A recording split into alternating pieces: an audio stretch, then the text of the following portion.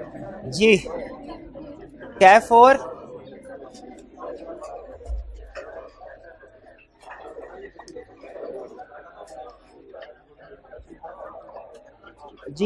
आज के लेक्चर का आगाज करते हैं। चैप्टर हमारा 4 चल रहा है और कल के लेक्चर में हमने मिस रिप्रेजेंटेशन के बारे में स्टडी किया था। जो टॉपिक हम सीख रहे हैं वो है फ्री कंसेंट, और हमने ये देखा कि 5 सिचुएशन में फ्री कंसेंट नहीं रहती। एक undue influence, coercion, undue influence, miss representation, fraud और मिस्टेक। 3 चीजें हम पढ़ चुके हैं। Coercion, undue influence, miss representation पढ़ चुके हैं। आज के लेक्चर में हम फ्रॉड के बारे में स्टडी करेंगे, लेकिन फ्रॉड की तरफ चलने से पहले जो मिस रिप्रेजेंटेशन के क्वेश्चन, प्रैक्टिस क्वेश्चन आईक्यूएफ के और पास पेपर के क्वेश्चन, इनको हम डिस्कस कर लेते हैं। होम असाइनमेंट दी थी ना आपको? होम असाइनमेंट की भी आपने रिटर्न अपने सामने रखी है। सबसे पहले क्वेश्चन 11। अच्छा मुझे बताइए, इस क्वेश्चन को देख के क्या लगता है, ये रिप्रोडक्शन का क्वेश्चन है या कि केस स्टडी है? बिल्कुल लेंथी भी है, पैराग्राफ फॉर्म में है और नेम भी यूज किया। लेकिन मैंने आपको बताया हुआ कि लेस देन 10% केसेस में ये रूल अप्लाई नहीं होता, तो उसमें रिक्वायरमेंट कंफर्म करती है हमें कि ये केस स्टडी का क्वेश्चन के रिप्रोडक्शन का। तो बज़ाहिर हमें लग रहा है केस स्टडी का ही समझ के हम आगे इसको पढ़ रहे हैं कि speak about Abid's motorcycle factory in Faisalabad on Abid's representation that 50,000 motorcycle are assembled at his factory annually. Shafiq later found that the factory has a capacity to manufacture 35,000 motorcycle only per annum. ठीक है, आबिद ने क्या कहा कि फैक्ट्री में कितनी capacity है? 50,000 की। शफीक को बाद में क्या पता चला? 35। Shafiq now want to rescind the contract on the ground that his consent was obtained by misrepresentation। अब शफीक इस कॉन्ट्रैक्ट को रिसेंड करना चाहता है।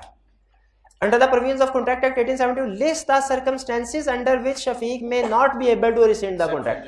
बताइए वो कौन सी सिचुएशन है जिनमें शफीक इस कॉन्ट्रैक्ट को रिसेंड नहीं कर पाएगा? सिचुएशन पढ़ी हुई हमने? कितनी सिचुएशन थी? 5 थी या 4? अच्छा 4। कौन कौन सी? Aggrieved party not acted on the basis of representation. शाबाश। दूसरा, aggrieved party had means of discovering the truth with ordinary diligence. Third, parties can not be restored to original position. Third party acquired interest in good faith. तो ये situation हमने circumstances उसको बतानी है। क्या हमने उसे किस केस के ऊपर कंक्लूजन देना कोई कि वो स्पेसिफिकली इस केस में क्या इसका आउटकम होगा? नहीं। तो ये रिक्वायरमेंट सामने आई, बज़ाहिर दिखने में लग रहा था केस स्टडी का क्वेश्चन है। जब रिक्वायरमेंट सामने आई तो क्या पता चला ये रिप्रोडक्शन। असल में आप देखें तो ये जो 5 पॉइंट्स हमने पढ़े हुए हैं, जो 4-5 पॉइंट्स पढ़े हैं कि जब कॉन्ट्रैक्ट एग्रीमेंट वॉइडेबल नहीं रहता, ये उसी की रिप्रोडक्शन मांग रहा है। तो ये रिप्रोडक्शन का क्वेश्चन है, केस स्टडी का क्वेश्चन नहीं है। कैसे पता चला हमें? रिक्वायरमेंट से। रिक्वायरमेंट में कह रहा है कि लिस्ट कीजिए, इसका मतलब है हमने उसको कंसेप्ट जो याद किया हुआ है वो बता देना। क्लियर हो गया रिक्वायरमेंट पढ़ के कि क्या लिखना है? Next question, briefly discuss whether following agreements are caused by misrepresentation. बताना है कि इन एग्रीमेंट्स में मिस रिप्रेजेंटेशन है कि नहीं। A part, Anwar sold a mine to Munawwar and told certain facts about the mine which were incorrect. Anwar believed them to be true, later Munawwar discovered the real facts. Misrepresentation है? कैसे पता चला? इस line से, Anwar believed them to be true. उसे वो ये समझ रहा था कि जो मैं बता रहा हूं सच है। अगर होता Anwar believed them to be false, फिर ये मिस रिप्रेजेंटेशन नहीं बल्कि फ्रॉड बन जाता। B, Azhar told Mazhar that the monthly sale of his business was ₹50 million before the contract was signed. ये अहम चीज है। अगर मैंने इन भाईजान को कहो, अच्छा फर्ज कीजिए कि मेरे पास बाइक है, ठीक है, और उस बाइक में कोई डिफेक्ट नहीं, उस बाइक में कोई डिफेक्ट नहीं। इन्होंने मुझसे पूछा, सर इस बाइक में कोई डिफेक्ट तो नहीं है? मैंने कहा कोई डिफेक्ट नहीं है भी नहीं। इसने कहा अच्छा ठीक है सर, मैं कल ये बाइक खरीदूंगा। शाम में उस बाइक में कोई डिफेक्ट सामने आ जाता है, शाम में उस बाइक में। अब मुझे ये बताइए, क्या अगले दिन जब ये कॉन्टैक्ट करने के लिए आएंगे मुझे बताना चाहिए कि नहीं कि डिफेक्ट हो गया? बताना चाहिए। शाबाश। अगर मैं नहीं बताता तो ये मिस रिप्रेजेंटेशन या फ्रॉड होगा। अगर मैं नहीं बताता तो, ठीक है, ये ज़हन में रखिएगा। नॉर्मली सेलर के ऊपर अपने गुड्स के डिफेक्ट बताना लाजमी नहीं होता, लेकिन कुछ सिचुएशन में लाजमी होता है। जब बायर पूछे, जब बायर क्वेश्चन ही ऐसे करे कि इसमें कोई डिफेक्ट है तो मुझे बता दे, तो फिर उस सूरत में डिफेक्ट बताना लाजमी हो जाता है। अब जिस वक्त इसने पूछा उस वक्त कोई डिफेक्ट नहीं था, लेकिन एग्रीमेंट होने से पहले डिफेक्ट सामने आ गया, तो क्या बताना जरूरी है? बिल्कुल बताना जरूरी है, और ये बताना चाहिए। तो यहां पे बताइए, इस सिचुएशन में अजहर ने मजहर को बताया कि 50 मिलियन की सेल्स है, और 50 मिलियन की होगी भी, लेकिन कॉन्ट्रैक्ट साइन होने से पहले पहले सेल्स 35 मिलियन पे आ गई। क्या बताना चाहिए था? बिल्कुल बताना। अगर नहीं बताया जाता तो ये मिस रिप्रेजेंटेशन है। क्लियर? हाँ, अगर तो उसको खुद भी पता है। देखिए, अगर इसने क्वेश्चन में नहीं बताया हुआ कि अजहर को खुद को ये पता है कि नहीं, अजहर ने बताया नहीं है, लेकिन अजहर को नॉलेज है कि नहीं इस चीज का, इसने क्वेश्चन में नहीं बताया। अगर अजहर को नॉलेज है और फिर उसने नहीं बताया, कैसे? फिर फ्रॉड है। और अगर अजहर को नॉलेज नहीं है फिर चूंकि क्वेश्चन की मेन रिक्वायरमेंट उसने मिस रिप्रेजेंटेशन के हवाले से पूछा, इसका मतलब है हमारी असम्पशन यहाँ पे क्या होगी कि अजहर को नहीं पता था। B clear? अच्छा, ये इस केस स्टडी से एक कंसेप्ट आपने पिक किया जो मैंने आपको बताया कि नॉर्मली सेलर के लिए अपनी गुड्स के डिफेक्ट बताना लाजमी नहीं होता, लेकिन कुछ केसेस में लाजमी हो जाता है। जैसे अगर बायर स्पेसिफिकली पूछे कि बताइए इसमें कोई डिफेक्ट तो नहीं है, तो उस वक्त सेलर के लिए उस डिफेक्ट को बताना लाजमी हो जाता है। ये पॉइंट ज़हन में रखेगा, आज के लेक्चर में यूज करना मैंने। अगर कॉन्ट्रैक्ट हो गया कि मतलब सेल होगी, मतलब मैं चीज कोई दूंगी और हमारा अभी डिलीवरी नहीं हुई चीज की, और डिलीवरी से पहले ही कोई डिफेक्ट आ गया, तो आप बताना जरूरी है? देखिए, अगर इस स्टूडेंट का क्वेश्चन ये है कि सर अगर कॉन्ट्रैक्ट साइन हो जाए और उसके बाद कोई इशू सामने आए, क्या वो बताना जरूरी है? देखिए, जब कॉन्ट्रैक्ट साइन हो गया ना, इसका मतलब है वो चीज दूसरे बंदे की होगी। इसके बाद अगर कोई चीज सामने आती है तो वो हमारे लिए उसको बताना जरूरी नहीं। C the seller told the buyer that the bike is free from defects but there was a built in defect in it. अब यहां पे भी अगेन देखिए, उसने ये नहीं बताया हुआ कि सेलर को डिफेक्ट का नॉलेज था कि नहीं था, सिर्फ इसने बताया कि उसने बाइक में डिफेक्ट था। तो मिस रिप्रेजेंटेशन है कि नहीं है? सेलर टोल्ड, ठीक है। अच्छा, आप मुझे ये बताएं, बाइक में डिफेक्ट है, बायर आया, बायर ने पूछा ही नहीं कि डिफेक्ट है कि नहीं, सेलर ने बताया भी नहीं, क्या ये मिस रिप्रेजेंटेशन या फ्रॉड है? ये नहीं है, ये नहीं है। लेकिन अगर बायर पूछे कि सर इसमें कोई डिफेक्ट है तो बता दे, और सेलर कहे इसमें कोई डिफेक्ट नहीं है हालांकि डिफेक्ट हो, तो फिर मिस रिप्रेजेंटेशन या फ्रॉड होगा। अगर पता हो तो फ्रॉड, ना पता तो मिस रिप्रेजेंटेशन। इसलिए मैं मिस रिप्रेजेंटेशन फ्रॉड दोनों अल्फाज यूज कर रहा हूं। तो फिर मिस रिप्रेजेंटेशन यहां पे चूंकि सेलर ने स्टेटमेंट दिया बायर को, ठीक है, इसीलिए अगर बाद में डिफेक्ट सामने आता है तो ये मिस रिप्रेजेंटेशन या फ्रॉड होगा। क्वेश्चन चूंकि मिस रिप्रेजेंटेशन का है तो हम कहेंगे कि मिस रिप्रेजेंटेशन इसमें भी है। तो इसका मतलब है ए, बी और सी, इन तीनों में मिस रिप्रेजेंटेशन है। क्लियर ये क्वेश्चन? आगे चलते हैं। Next, briefly discuss weather agreed party can resend the contract in following cases. अब ये देखिए, सिचुएशन चेंज होगी, रिक्वायरमेंट चेंज हो गई।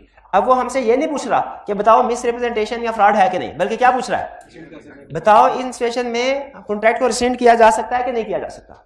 आजम sold a machine to Babur under misrepresentation that it is made in Germany.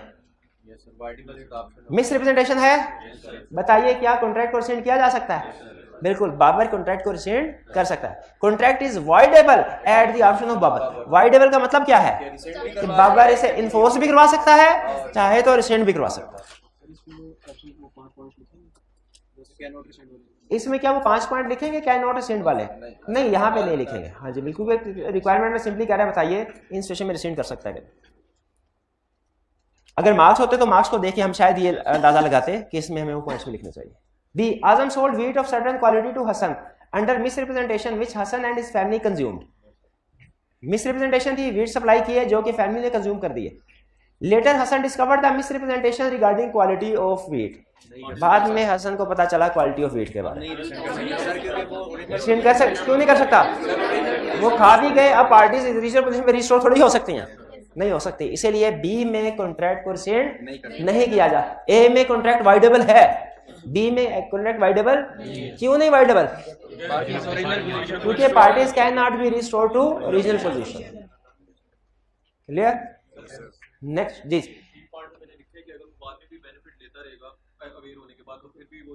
हाँ, अगर ये इस तरह ऐसे होता कि इन्हें पता पहले चल जाता, हसन को पता पहले चल जाता कि ये व्हीट उस क्वालिटी के नहीं है जो हमने मंगाया, लेकिन फिर भी वो इसको इस्तेमाल कर लेता, तो क्या उस सूरत में वो कोई रिसेंड कर सकता था इस कॉन्ट्रैक्ट को?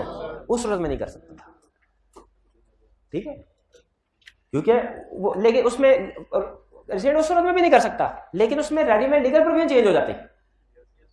इसमें तो relevant legal provision can not be restored to original position, उसमें क्या बन जाती कि obtain benefits after becoming aware. Question 14. Ghaffar purchased a piece of land from Sharif, who is an engineer by profession. During the discussion prior to the purchase, Sharif had told Ghaffar that in his opinion, the land would be able to support 2,500 mango trees. However, only 2,300 trees could eventually be planted on the land. ठीक है, सिर्फ 2300 trees जो है वो plant किए जा सके। उसने कहा कितने था? 2500, हुए कितने? 2300। कह रहे under the provisions of contract act 1870 to discuss whether Ghaffar can claim damages on the grounds of fraud. क्या डैमेजेस क्लेम कर सकता है? नहीं। क्यों? क्योंकि ये मिस रिप्रेजेंटेशन या फ्रॉड नहीं है। ये मिस रिप्रेजेंटेशन या फ्रॉड क्यों नहीं है? क्योंकि मिस रिप्रेजेंटेशन फ्रॉड के लिए स्टेटमेंट ऑफ फैक्ट होना चाहिए, ओपिनियंस फ्रॉड नहीं होते। कैसे पता चला ये ओपिनियन है? ये सब पूरे क्वेश्चन में सबसे अहम वर्ड्स यही हैं, इन हिज ओपिनियन। सबसे अहम वर्ड यही, इन हिज ओपिनियन। तो चूंकि उसने इन हिज ओपिनियन का वर्ड यूज कर लिया, इसीलिए अब ये मिस रिप्रेजेंटेशन फ्रॉड नहीं। मिस रिप्रेजेंटेशन फ्रॉड नहीं है तो इसका डैमेजेस भी क्लेम नहीं हो सकते। चलिए, ये तो थे हमारे मिस रिप्रेजेंटेशन के क्वेश्चंस। आपकी तरफ से कोई क्वेश्चन तो नहीं? आप अच्छा, टॉपिक हमने कल डिस्कस किया, आपने घर जाके याद भी कर लिया होगा। टॉपिक के हवाले से कोई क्वेश्चन पूछना चाहते हैं तो पूछ लें जो हमने कल पढ़ा, वरना फिर आज के लेक्चर की तरफ चलते हैं। जी जी, पॉइंट नंबर 3 और 4 किस में? मिस 3 बताइए कौन सा? Misrepresentation as to fact. और 4th कौन सा?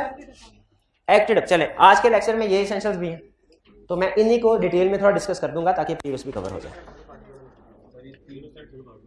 इनोसेंट थर्ड पार्टी, जी वो भी डिस्कस हो जाएगा, और कोई क्वेश्चन? चलिए, प्रीवियस लेक्चर में शायद मैंने आपके साथ जिक्र किया था कि जो फ्रॉड है इसमें कंसेप्ट्स मोर देन 80% वही है जो मिस रिप्रेजेंटेशन वाले हैं। ठीक है, इसीलिए अगर आपको मिस रिप्रेजेंटेशन में कोई 2-3 पॉइंट्स आप कह रहे हैं समझ नहीं आए, उनको हम फर्दर डिस्कस करेंगे आज के लेक्चर में। एक तो हमने डिस्कशन कर ली, ठीक है, लर्निंग ऑब्जेक्टिव 4 के क्वेश्चन से। अब हम क्या स्टडी करने जा रहे हैं? फ्रॉड। सबसे पहले फ्रॉड की डेफिनेशन को समझ। मिस रिप्रेजेंटेशन में भी हमने डेफिनेशन ही पहले पढ़ी थी ना, समझे थे। फ्रॉड में भी पहले डेफिनेशन। फ्रॉड किसको कहते हैं? फ्रॉड कहते हैं a person gives a statement, एक बंदा स्टेटमेंट देता है कोई विच इज फॉल्स, जो कि गलत है। अच्छा, डेफिनेशन का इतना हिस्सा मिस रिप्रेजेंटेशन में भी कॉमन था। Person gives a statement which is false and person knows it to be false. कल हमने पढ़ा था person believes it to be true. आज क्या पढ़ रहे हैं? पर्सन, यानी जो बंदा स्टेटमेंट दे रहा है उसे पता है कि स्टेटमेंट गलत है, उसके बावजूद भी स्टेटमेंट दी जाए वो गलत स्टेटमेंट, तो वो क्या होगी? वो मिस रिप्रेजेंटेशन नहीं कहलाएगी, वो क्या कहलाएगी? फ्रॉड। ये क्लियर? दूसरा point, active concealment of fact. Active concealment of fact, ठीक है। एक्टिव कंसीलमेंट फैक्ट का मतलब क्या होता है? एक्टिव कंसीलमेंट का मतलब है कि जानबूझ के कोई नेसेसरी स्टेप्स लेते हुए खास तौर पे डिफेक्ट को छुपाया जाए, यह है एक्टिव कंसीलमेंट ऑफ फैक्ट्स। ये एक्टिव कंसीलमेंट ऑफ फैक्ट्स जो है ये भी फ्रॉड है। और यहां पे ये कह रहा है कि active concealment versus silence. Concealment और आज के लेक्चर का सबसे टेक्निकल पॉइंट अब आपके सामने आ रहा है। एक्टिव कंसीलमेंट और साइलेंस में फर्क क्या होता है और दोनों की लीगल इम्प्लीकेशन क्या है। पहले तो समझिए कि साइलेंस में और एक्टिव कंसीलमेंट में फर्क क्या है। मैं फर्ज कीजिए कि एक रेडी के ऊपर सेब बेच रहा हूं, उनमें से एक सेब जो है वो है पुराने, यानी समझ लीजिए क्वालिटी दोम क्वालिटी के, अव्वल क्वालिटी के नहीं है, दोम क्वालिटी के, यहां सब स्टैंडर्ड है, उनमें कोई प्रॉब्लम है। ग्राहक आया, ग्राहक ने मुझसे कोई सवाल नहीं पूछा, ग्राहक ने मुझसे कुछ सेब गले हुए हैं, ग्राहक ने मुझसे नहीं पूछा और कहा 2 किलो सेब तोल दीजिए। क्या मेरे ऊपर लाजिम है कि मैं ग्राहक को बताऊं कि ये सेब गले हो? नहीं। लॉ क्या कहता है? लॉ कहता है सेलर के लिए लाजमी नहीं है कि अपनी चीजों का डिफेक्ट बताए बायर को, ठीक है। लेकिन कुछ केस इसे क्या कहते थे? Let the buyer be aware, let the buyer be aware, यानी साइलेंस इज नॉट फ्रॉड। इसे क्या कहते हैं हम? अगर कोई बंदा अपनी चीजों के डिफेक्ट के बारे में साइलेंट रहता है तो वो फ्रॉड नहीं है। लेकिन अगर साइलेंट नहीं रहा, कोई स्टेटमेंट दे दी, तो फिर वो अगर बाद में गलत स्टेटमेंट है तो वो मिस रिप्रेजेंटेशन या फ्रॉड बन जाएगी। बाद में मिस स्टेटमेंट देंगे फिर मिस रिप्रेजेंटेशन या फ्रॉड बनेगी। अगर स्टेटमेंट दी ही नहीं, साइलेंट रहे, तो ना वो मिस रिप्रेजेंटेशन होगी ना फ्रॉड होगी। अगर आप चीजों का डिफेक्ट नहीं बताते, साइलेंट रहते हैं, वो ना मिस रिप्रेजेंटेशन और ना फ्रॉड। ये है साइलेंस का रूल। इसको हम कहते हैं silence is not fraud. Clear होगी ये बात। लेकिन फर्ज कीजिए कि मैं क्या करता हूं, कस्टमर आया और उसने सेब को थोड़ा सा देखा आगे पीछे और कहा 2 किलो सेब तोल दीजिए। मेरे से नहीं पूछा सेब ठीक है क्या, लेकिन मैंने क्या किया हुआ था, मैंने किया था जहां जहां सेब गले हुए थे ना, मैंने एक स्टिकर लगा दिया था। आपने अक्सर देखा होगा छोटे छोटे स्टिकर वो फ्रूट पे लगाते हैं, मैंने वहां पे स्टिकर लगा दिया। स्टेटमेंट अब भी कोई नहीं दी मैंने। अब ला ये कहता है ये क्या है, ये एक्टिव कंसीलमेंट है। इस पे ये एक्टिव कंसीलमेंट का रूल लगेगा, इस पे साइलेंस वाला रूल नहीं लगेगा। एक्टिव कंसीलमेंट का मतलब क्या है, जानबूझ के नेसेसरी स्टेप्स लेके किसी चीज का डिफेक्ट छुपाना। मैं अगर फर्नीचर बनाने वाला हूं, फर्नीचर सेल करता हूं, और फर्नीचर में लकड़ी ऐसी है कि उसमें टेबल है, कुछ क्रैक आ गया, लेकिन मैंने उसके ऊपर पेंट कर दिया ऐसे कि क्रैक नजर नहीं आ रहा। अब ये क्या है, एक्टिव कंसीलमेंट। कि आप कोई ऐसे स्टेप्स लें कि जो डिफेक्ट है उसको जानबूझ के छुपाएं, तो ये एक्टिव कंसीलमेंट है। अच्छा, डिफेक्ट को छुपाया नहीं, एज इट इज रहने दिया, लेकिन बताया भी नहीं, तो ये क्या है, साइलेंस। साइलेंस में एक्टिव कंसीलमेंट में फर्क है। बताया नहीं डिफेक्ट, ये क्या है, साइलेंस। और डिफेक्ट को छुपाया, दोनों में फर्क है। ना बताना और है और छुपाना और है। छुपाना और है, ना बताना है साइलेंस, इसमें कोई प्रॉब्लम नहीं है। Silence is not fraud, silence is not misrepresentation. लेकिन अगर छुपाया जाए एक्टिव कंसीलमेंट के जरिए तो वो फ्रॉड है। दोनों में फर्क समझ आ रहा है ना आपको। चलिए, तो यहां पे यही बता रहा है कि अगर एक्टिव कंसीलमेंट ऑफ फैक्ट्स है, एक्टिव स्टेप्स लेते हुए फैक्ट्स को कंसील किया गया, छुपाया गया, तो ये क्या होगा, ये फ्रॉड होगा। लेकिन इसको आपने कंपेयर करना है साइलेंस के साथ। एक्टिव कंसीलमेंट तो फ्रॉड है, साइलेंस फ्रॉड नहीं है। एक्टिव कंसीलमेंट फ्रॉड है, साइलेंस नॉर्मली फ्रॉड नहीं है। ये समझ आ गया। दो चीज, पहला तो रूल आपको बड़ी आसानी है, वो तो कल ही समझ लिया आपने। पहला रूल कि जब किसी बंदे को पता है कि एक चीज गलत है, फिर भी वो उसको सही कह के स्टेटमेंट दे रहा है, तो ये क्या है, फ्रॉड। दूसरी नई चीज हमने सीखी, एक्टिव कंसीलमेंट भी फ्रॉड है। तीसरी चीज, एम्प्टी प्रॉमिस। एम्प्टी प्रॉमिस किसे कहते हैं? एम्प्टी प्रॉमिस का मतलब है वादा करना लेकिन पूरा करने की नीयत नहीं है। वादा करना, एम्प्टी प्रॉमिस का मतलब क्या है, वादा करना लेकिन पूरा करने की नीयत नहीं है। अब आप सोच रहे होंगे सर कैसे पता चलेगा दूसरे बंदे की नीयत है कि नहीं, वादा करते हुए कैसे पता तो देखिए कमर्शियल एग्रीमेंट्स में पता चल जाएगा। वो कैसे, मुझे बताइए। ये भाईजान ने मेरे से कोई चीज खरीदी और मुझे चेक दे दिया 5 लाख का, इनके अकाउंट में 5,500 रुपया मौजूद है। चेक कितने का दे दिया और आज की डेट का दे दिया। बताइए इनकी नीयत है कि नहीं पे करने की? नहीं है। पता, हालांकि आपने इनके दिमाग में घुस के थोड़े देखा है, लेकिन पता चल गया कि नहीं पता चल गया? कैसे पता चला? इनके बैंक बैलेंस है, बैंक में पैसे हैं नहीं, फिर भी चेक इशू कर रहे हैं। तो ये क्या होगा, एम्प्टी प्रॉमिस। एम्प्टी प्रॉमिस किसे कहते हैं? वादा जिसमें पूरा, खाली खुली वादा, खाली खुली वादा जिसमें पूरा करने की नियत नहीं होती। और कमर्शियल कॉन्ट्रैक्ट्स में कैसे पता चलेगा पूरा करने की नियत नहीं है? बैंक बैलेंस से। अगर आप चेक देते हैं तो बैंक में अगर पैसे मौजूद है, इसका मतलब है कि ये एम्प्टी प्रॉमिस नहीं है, फुल प्रॉमिस है, पेमेंट भी होगी। लेकिन अगर बैंक में बैलेंस ही नहीं मौजूद, एम्प्टी, तो एम्प्टी प्रॉमिस क्या होंगे? फ्रॉड। तो फ्रॉड की 3 एग्जांपल्स आपको बता दी। पहली एग्जांपल कौन सी? पर्सन ने गलत स्टेटमेंट दी जो उसे पता है गलत है। दूसरी एक्टिव कंसीलमेंट, तीसरी एम्प्टी। एक्टिव कंसीलमेंट और एम्प्टी प्रॉमिस केस स्टडी में यूज करेगा वो। ये दोनों कंसेप्ट्स हमारे बहुत अहम है case study point of view से, एक्टिव कंसीलमेंट ऑफ फैक्ट्स और एम्प्टी प्रॉमिस। फिर लॉ कहता है any other act declared by law. इसके अलावा भी हम जो एक्ट कह देंगे फ्रॉड है तो फ्रॉड। हमने कहा ठीक है, जब आप लिखेंगे मजीद कोई एक्ट हम उसको याद कर लेंगे कि ये भी फ्रॉड है। क्लियर हो गया? नेक्स्ट, इज साइलेंस, अगर मैं आपसे 1 वर्ड आंसर पूछूं, क्या साइलेंस फ्रॉड है? साइलेंस का मतलब क्या भला? कि आप अपनी चीज के डिफेक्ट्स ना बताएं, ये फ्रॉड नहीं। लेकिन 2 सिचुएशंस में हमारे ऊपर लाजिम हो जाता है कि हम अपनी चीज के डिफेक्ट्स को बताएं। दो सिचुएशंस ऐसी हैं जिनमें साइलेंस फ्रॉड हो जाती है। पहली सिचुएशन, जब पार्टीज का रिलेशनशिप ऐसा हो अटमोस्ट फेथ और ट्रस्ट वाला, जैसे फिड्यूशरी रिलेशनशिप बाप बेटे में, ठीक है, गार्डियन में, ट्रस्टी में, ठीक है, जब इस तरह का रिलेशनशिप हो फिड्यूशरी रिलेशनशिप, तब बताना जरूरी हो जाता है डिफेक्ट खुद से, चाहे दूसरी पार्टी पूछे ना पूछे। और एक रूल, और दूसरा रूल क्या है, equivalent to speech, when silence is equivalent to speech, जब साइलेंस स्पीच के इक्विवेलेंट हो तब बताना जरूरी हो जाएगा फैक्ट्स। उस सिचुएशन में अगर आप साइलेंट रहते हैं तो फ्रॉड होगा।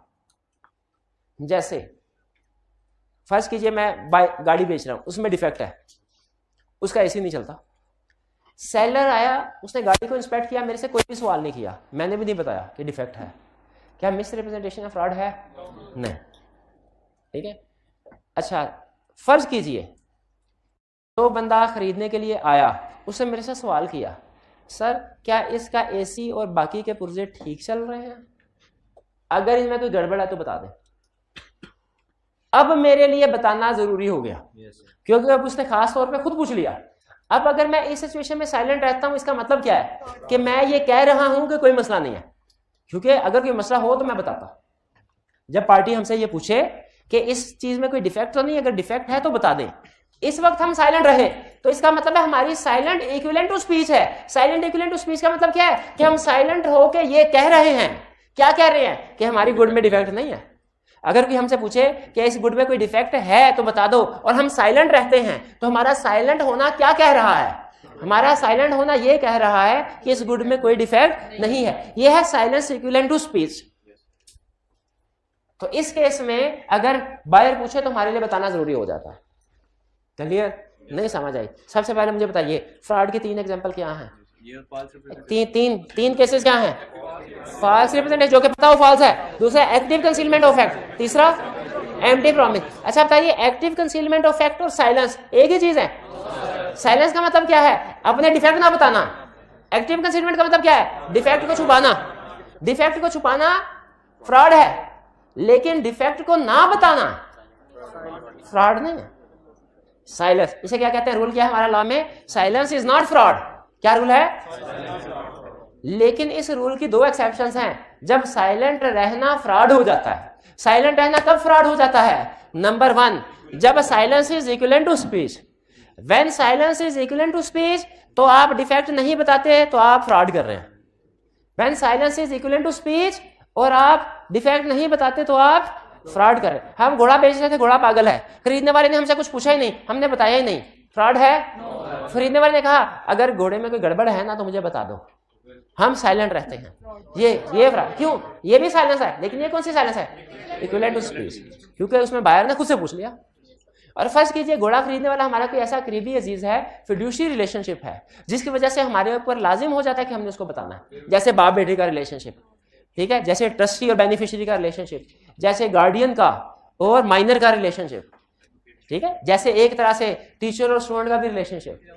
इनमें अगर चीजें बेची जाए तो फिर डिफेक्ट बताना जरूरी हो जाता है खुद से, चाहे दूसरी पार्टी ना भी पहुंचे। क्यों? क्योंकि नेचर ऑफ रिलेशनशिप ऐसा फिड्यूशरी रिलेशन।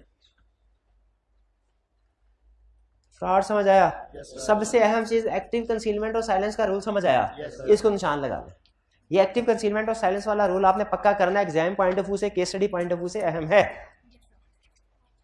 नेक्स्ट चलते हैं। मुझे बताइए कल के लेक्चर में हमने पहले मिस रिप्रेजेंटेशन में सबसे पहले क्या पढ़ा था? डेफिनेशन। डेफिनेशन के बाद क्या पढ़ा था? एसेंशियल। तो आज फ्रॉड पढ़ रहे हैं, अब क्या पढ़े? फ्रॉड के एसेंशियल। फ्रॉड कब होगा?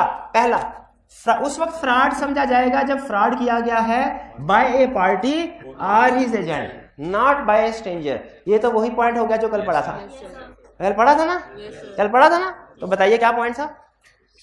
कि जिन पार्टीज के दरमियान में अगर कॉन्ट्रैक्ट ए है, बी है, आपस में कॉन्ट्रैक्ट कर रही है, ये अगर एक दूसरे को गलत स्टेटमेंट देना तो फिर फ्रॉड होगा। लेकिन अगर बी का कोई दोस्त बी को कह दे कि यार ये जो फैक्ट्री है ना, ये 50,000 मोटरसाइकिल असेंबल होती हैं, इसमें ए ने नहीं कुछ कहा, आबिद ने नहीं कुछ कहा, शफीक का दोस्त था हसीब, हसीब ने शफीक को कहा यार ये आबिद की फैक्ट्री में 50,000 मोटरसाइकिलें बनती हैं, इसको खरीद लो। इस बेस के ऊपर अगर फैक्ट्री खरीदी गई, क्या ये फ्रॉड है? नहीं। क्यों नहीं फ्रॉड? क्योंकि ये बाय पार्टी नहीं है। स्ट्रेंजर अगर कोई गलत इंफॉर्मेशन देता है उसकी बेस पे फैसला किया जाता है तो वो फ्रॉड नहीं है। शफीक कहेगा भाई मैंने तुम्हें थोड़ी कहा था कि मेरी फैक्ट्री में 50,000 होते हैं। पहला पॉइंट क्लियर कि फ्रॉड के लिए पहली चीज जरूरी क्या है कि ये एक पार्टी टू द कॉन्ट्रैक्ट या उसका एजेंट दे, स्ट्रेंजर ना स्टेटमेंट दे। अगर स्ट्रेंजर ने कोई स्टेटमेंट दी और वो गलत साबित हुई वो फ्रॉड नहीं समझी जाएगी। Second, person knows it to be false. Person यानी जो बंदा गलत स्टेटमेंट दे रहा है पता हो क्या गलत है कि अगर जो पर्सन स्टेटमेंट दे रहा है उसे पता हो कि ये उसके ख्याल में ठीक है, मिसरिप्रेजेंटेशन होगी। अगर उसे पता है कि गलत है,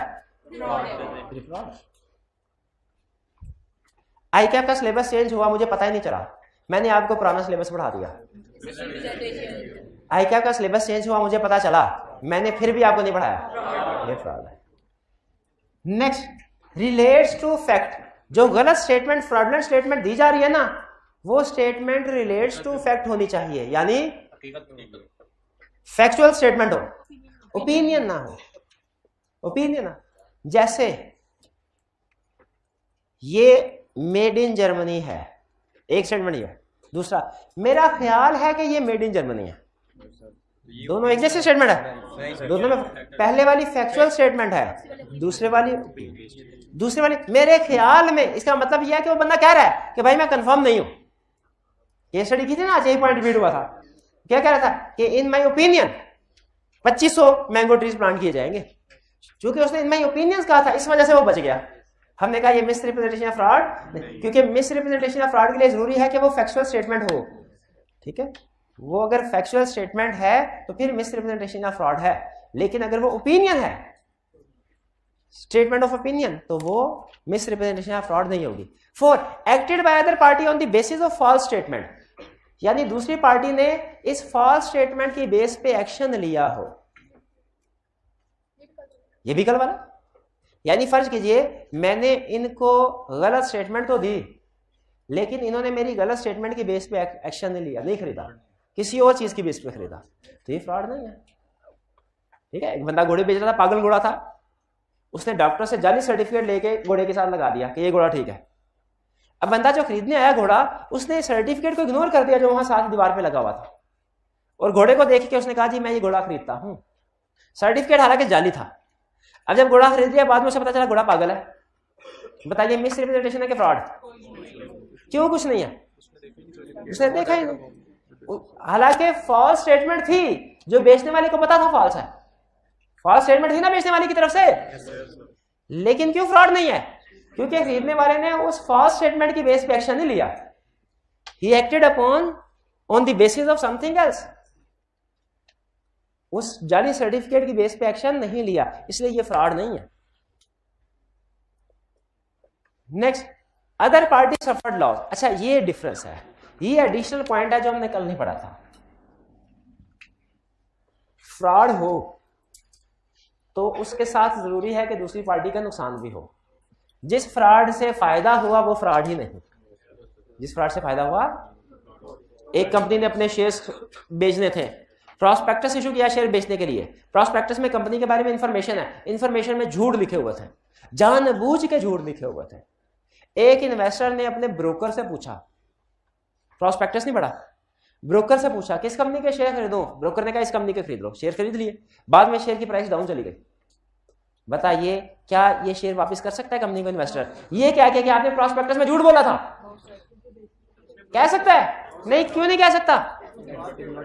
क्योंकि उसने जो एक्शन लिया है वो उस फॉल्स स्टेटमेंट की बेस में नहीं लिया, वो ब्रोकर की बेस पे। ठीक है। अच्छा, अगर फर्ज कीजिए वो एक्शन प्रॉस्पेक्टस की बेस पे ले, प्रॉस्पेक्टस में गलत लिखा, उसने पढ़ा प्रॉस्पेक्टस को और उसमें गलत इंफॉर्मेशन लिखी हुई थी, वो बड़ा इंप्रेस हुआ कि इतना ज्यादा पास में प्रॉफिट, हालांकि पास में लॉस था। उसने शेयर्स खरीद लिए। शेयर्स खरीदने के बाद कंपनी के शेयर की प्राइस ऊपर चली गई। क्या ये फ्रॉड है? क्या वो कॉन्ट्रैक्ट को रिसेंड कर सकता है? क्या वो डैमेजेस क्लेम कर सकता है? नहीं। क्यों नहीं कर सकता? He did not suffer loss. तो अगर फ्रॉड तो हुआ है लेकिन उससे नुकसान की बजाय फायदा हुआ है, तो आपने इन भाईजान को चक्कर देने की कोशिश की, ये आपके चक्कर में नहीं आए, फ्रॉड है? इन्होंने इनको चक्कर देने की कोशिश की, इसके चक्कर में नहीं है, क्या ये फ्रॉड है? ये फ्रॉड नहीं है। और अगर चक्कर दे दिया लेकिन उससे उनको फायदा हुआ, फिर भी फ्रॉड नहीं। ठीक है, ये 5वां पॉइंट यही कह रहा है, अदर पार्टी सफर्ड लॉस। अगर ऑलमोस्ट फैक्ट्री में ऑलमोस्ट 50,000 बाइक्स बनती है तो फिर भी ओपिनियन होगा ऑलमोस्ट 50,000। अगर स्टेटमेंट इस तरह की हो कि इसमें तकरीबन कम बेश 50,000 बाइक्स बनती है तो फिर भी ओपिनियन होगा इसमें, लेकिन थोड़ा बहुत फर्क की गुंजाइश है। तकरीबन का मतलब होता है थोड़ा बहुत फर्क हो सकता है, यानी इसमें 2500 से 2300 आ जाए तो ये समझ में आती है बात, लेकिन 50,000 से 35,000 पे आ जाए ये कमो बेश या तकरीबन में नहीं आएगा। नहीं, एग्जाम में इस तरह का क्वेश्चन आपसे पूछेगा नहीं जिसमें जजमेंट अप्लाई होती हो। ठीक है, प्रैक्टिकल इश्यूज ऐसे आते हैं जिनमें जजमेंट अप्लाई होती है। एग्जाम में इस तरह का क्वेश्चन वो क्लियर स्टेटमेंट देगा। आपने पास में जितने भी क्वेश्चन किए और अंदर जितने भी क्वेश्चन करेंगे उनमें आपको आसानी के साथ क्वेश्चन की किसी न किसी इन्फॉर्मेशन से पता चल जाता है ये मिस रिप्रेजेंटेशन का केस है या फ्रॉड का है। इन माई ओपिनियन लिख दिया तो फिर जो मर्जी लिख दे, वो कभी भी मिस रिप्रेजेंटेशन का फ्रॉड नहीं होगा। अटेम्प्ट टू मर्डर करे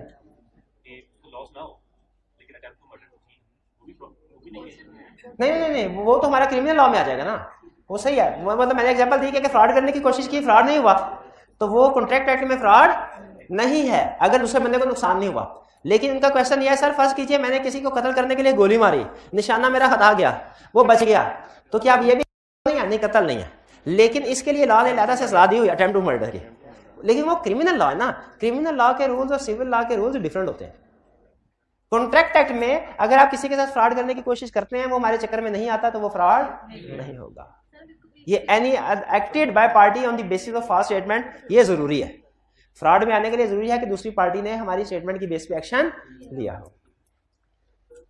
नेक्स्ट, इफेक्ट्स क्या होंगे? अब देखें आपने क्या पढ़ा, हमने पढ़ा डेफिनेशन फ्रॉड की, हमने इसके एसेंशियल्स पढ़ दी। कल हमने मिस रिप्रेजेंटेशन की डेफिनेशन पढ़ी थी, उसके बाद क्या पढ़ा था? एसेंशियल्स के बाद क्या पढ़ा था? उसके इफेक्ट्स। अब हम फ्रॉड के बारे में डेफिनेशन पढ़ ली, डेफिनेशन के बाद क्या? एसेंशियल्स के बाद अब क्या पढ़ना है? इफेक्ट। फ्रॉड के 2 इफेक्ट्स होते हैं। क्या? पहला, contract is voidable eight the option of agreed party. अब आप कहें सर ये तो कल भी पढ़ा था। तो मिस रिप्रेजेंटेशन के केस में फ्रॉड के केस में फर्क क्या हुआ? फिर फर्क ये हुआ कि मिस रिप्रेजेंटेशन के केस में सिर्फ एग्री कॉन्ट्रैक्ट वाइडेबल है eight the option of agreed party, जबकि फ्रॉड के केस में कॉन्ट्रैक्ट वाइडेबल भी है प्लस इसके साथ साथ एग्रीड पार्टी डैमेजेस भी क्लेम कर सकती है।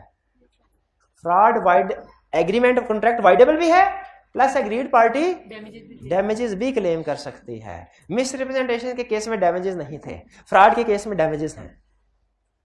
मिस रिप्रेजेंटेशन के केस में डैमेजेस फ्रॉड के केस में। लेकिन कुछ केसेस हैं ऐसे जिनमें एग्रीमेंट वाइडेबल, नॉर्मली फ्रॉड हो तो एग्रीमेंट क्या है? कुछ केसेस में वाइडेबल नहीं रहता। किन केसेस में? 5 मिस रिप्रेजेंटेशन के केसेस याद किए हैं कल? कौन कौन से केसेस हैं? जब contract on the basis of miss representation voidable नहीं रहता, कौन से केसेस थे? पहला, agreed party could have discovered with ordinary diligence. बड़े आराम से एग्रीड पार्टी अगर इसको डिस्कवर कर सकती है, ठीक है, एग्रीड पार्टी इसको बड़े आराम से अगर डिस्कवर कर सकती है तो फिर ये फ्रॉड नहीं होगा। जैसे फर्ज कीजिए फैक्ट्री की बुक सामने रख दी थी एग्रीड पार्टी के, लेकिन उसने उसको देखा ही नहीं, तो फिर क्या है? ये फ्रॉड है। क्लियर? ये समझ आ गया ना? Aggrieved party could have discovered with ordinary diligence.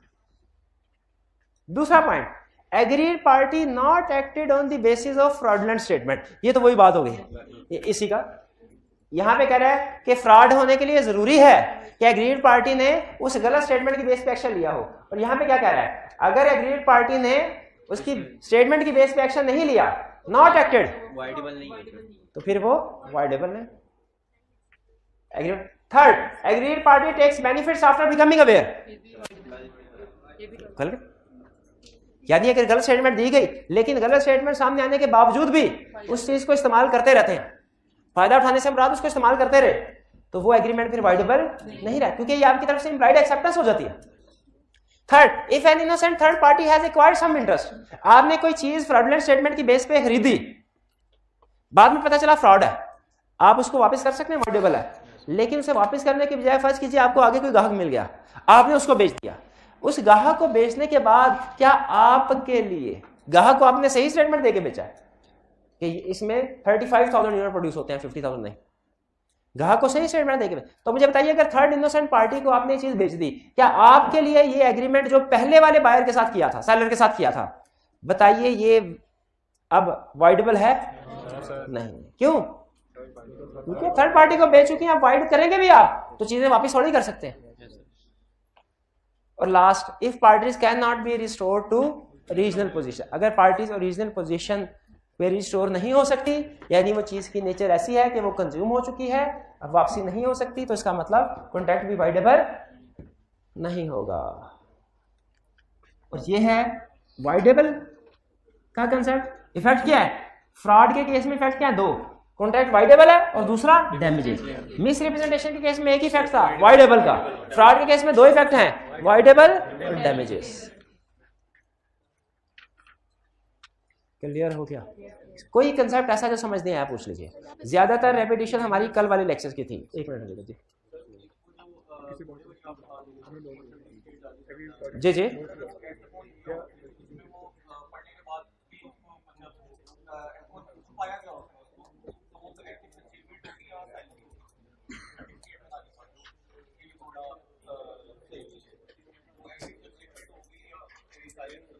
नहीं, यानी सर्टिफिकेट में लिखा हुआ है कि घोड़ा ठीक है। अच्छा, सर्टिफिकेट नहीं है, घोड़ा पागल है। उस घोड़े के मालिक ने घोड़े के साथ कोई सर्टिफिकेट नहीं लगाया हुआ, लेकिन कोई कस्टमर देखने के लिए आया तो उसने बताया भी नहीं कि घोड़ा पागल है। तो ये क्या है? ये साइलेंस, ये एक्टिव कंसीलमेंट का रूल नहीं है। ये क्या है? ये साइलेंस का रूल है कि सेलर के लिए अपनी चीजों का डिफॉल्ट बताना लाजमी नहीं है। बायर को चाहिए कि अच्छी तरीके से तसल्ली करके फिर चीज खरीदे। क्लियर? जी पूछिए। डेफिनेशन में फोर्थ पॉइंट लिखा हुआ है, any other act fitted or declared to be fraud by law. तो ये हमारे एक ऐसी डेफिनेशन का हिस्सा है जो लॉ ने अपने हाथ में रखा। लॉ कह रहा है ऊपर वाली तीन चीजें तो फ्रॉड है ही है, इसके अलावा भी अगर मैं कह दूं किसी एक्ट को कि ये एक्ट फ्रॉड होगा तो उसको भी हम फ्रॉड समझेंगे। ये जो फोर्थ वाला पॉइंट है ना, ये रटे वाला पॉइंट है। एनी अदर एक्ट फिटेड वाला or declared, fitted or declared, ये दोनों पॉइंट्स जो है ये कौन से वाले हैं? रटे वाले पॉइंट। केस स्टडी में टेस्ट नहीं करेगा, लेकिन रिप्रोडक्शन के क्वेश्चन में अगर आपसे वो फ्रॉड की डेफिनेशन पूछे तो आपने फिटेड और डिक्लेयर्ड वाली बात लिखनी है। जी बिल्कुल, फिटेड वाला भी लाइव बताएगा कि इधर फिट होता है कि नहीं। सर ये एक लाइन है, if an innocent third party acquires interest in the property in good faith for consideration, in good faith for consideration, इसको अंडरलाइन कर लें। तो कह रहे हैं कि जी सर इसमें जब थर्ड पार्टी एक्वायर करती है किसी प्रॉपर्टी को तो फिर ये कॉन्ट्रैक्ट वाइडेबल नहीं रहता, फिर ये कॉन्ट्रैक्ट वाइडेबल, क्योंकि थर्ड पार्टी के पास चला गया। लेकिन वहां पे लिखा हुआ है थर्ड पार्टी ने इसको हासिल किया हो इन good faith for consideration. In good faith for consideration का मतलब है कि थर्ड पार्टी ने कोई वो इसको मैं भी नहीं समझा रहा। ये असल में वर्ड यूज होगा निगोशिएबल इंस्ट्रूमेंट में, ये वर्ड यूज होगा इसको मैं निगोशिएबल इंस्ट्रूमेंट को सामने रखते हुए एक्सप्लेन करता हूं, आपको ये भी समझ आ जाएगा। मैंने इनसे कोई चीज खरीदी, ये मोबाइल इन्होंने खरीदा इन भाईजान से, इन्होंने कहा कि ये मोबाइल है मेड इन जापान, असल में है मेड इन चाइना। इनको पता था मेड इन चाइना, इन्होंने इनको बेच दिया। फ्रॉड है? ये एग्रीमेंट वाइडेबल है? अच्छा, इन भाईजान ने वो मोबाइल आगे मुझे बेच दिया ये कह के कि ये मेड इन चाइना। अब मैं थर्ड इनोसेंट पार्टी, लेकिन याद रखें मेरे लिए दो शर्तें जरूरी हैं, एक गुड फेथ और एक कंसीडरेशन। इसका मतलब क्या हुआ कि मैंने इनसे फ्री में ना लिया हो, बल्कि कुछ ना कुछ कंसीडरेशन इनको दी हो। क्योंकि अगर मैंने इनसे फ्री में लिया है ना, तो आपको पता है एग्रीमेंट विदाउट कंसीडरेशन वाइड होता है, वो चीज फिर मेरी नहीं इन्हीं की समझी जाएगी और ये उसको फिर अभी भी वाइड कर सकते हैं। कंसीडरेशन का मतलब समझ आ गया? इन गुड फेथ का मतलब होता है कि नेक नीति के साथ, यानी मैंने इनसे ये चीज हासिल की हो खरीद के, चोरी करके नहीं। इन गुड फेथ का मतलब होता है कि मैंने अच्छी नीयत के साथ चीज खरीदी हो, चोरी। अगर मैंने चोरी कर, अब मुझे यह बताएं, मोबाइल इनके पास था, मैंने गन पॉइंट पे इनसे मोबाइल ले लिया या इनसे मोबाइल चोरी कर लिया, क्या ये इन गुड फेथ फॉर कंसीडरेशन का रूल लगता है? अब मुझे बताइए, क्या मैं इनोसेंट थर्ड पार्टी हूं? नहीं, मेरे पे ये इनोसेंट थर्ड पार्टी वाला रूल लगेगा? नहीं लगेगा। इस सूरत में अगर बाद में मैं पकड़ा जाता हूं और मेरे से चीज बरामद हो जाती है तो स्टिल ये उस चीज को वापस कर सकते हैं पहली पार्टी को ये कह के कि आपने फ्रॉडुलेंट स्टेटमेंट देके मुझे बेची थी। थर्ड पार्टी को भी, अच्छा आपने पहले मुझे बताया ये इन गुड फेथ फॉर कंसीडरेशन समझ आ गया, इसको आपने अंडरलाइन कर लेना है, इन गुड फेथ फॉर कंसीडरेशन को भी। कंसीडरेशन आपको समझ आ गया होगा, इन गुड फेथ मैंने बता दिया आपको, नेक नीति के साथ। चोर जो भी चीज हासिल करता है वो इन गुड फेथ नहीं होती। अच्छा, अगला क्वेश्चन ने कहा सर इन्होंने फ्रॉडुलेंट स्टेटमेंट देके बी को दिया, बी ने फ्रॉडुलेंट स्टेटमेंट देके सी को बेच दिया, ठीक है, तो मेरे लिए भी ये एग्रीमेंट वॉइडेबल है, और अगर मैं इस एग्रीमेंट को रिसेंड करता हूं तो इनके लिए भी वॉइडेबल है, ये भी आगे ए को वापस कर सकते हैं, ठीक है। तो फ्रॉडुलेंट स्टेटमेंट तो जिस जिसको देंगे उसके लिए वॉइडेबल रह जाएगी।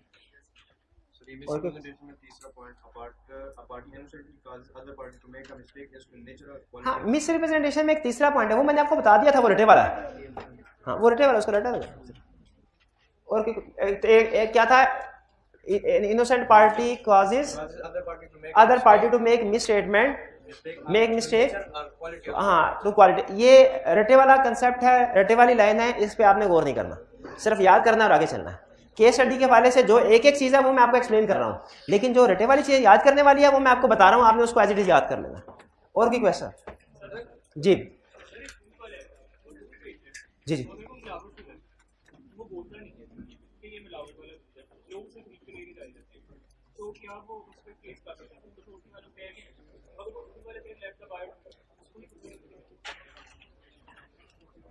देखिए, हमारी डेली ट्रांजैक्शंस के ऊपर सिर्फ कॉन्ट्रैक्ट एक्ट अप्लाई नहीं होता, और भी बहुत से लॉज अप्लाई होते हैं, ये ध्यान में रखिएगा।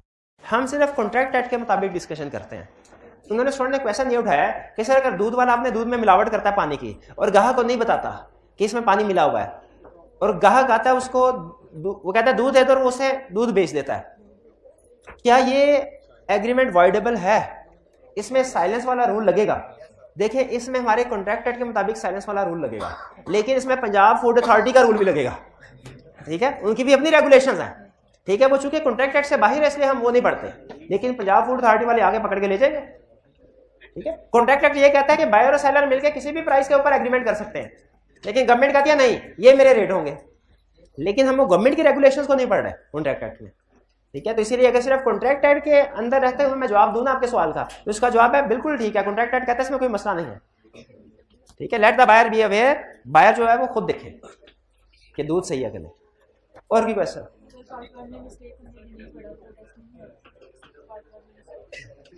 टेस्ट का सिलेबस शेयर करते हो ना आपके साथ। चैप्टर 3 कंप्लीट है और चैप्टर 4 का पार्ट 1 है हमारा। टेस्ट 3 का सिलेबस पता चल गया ना आपको?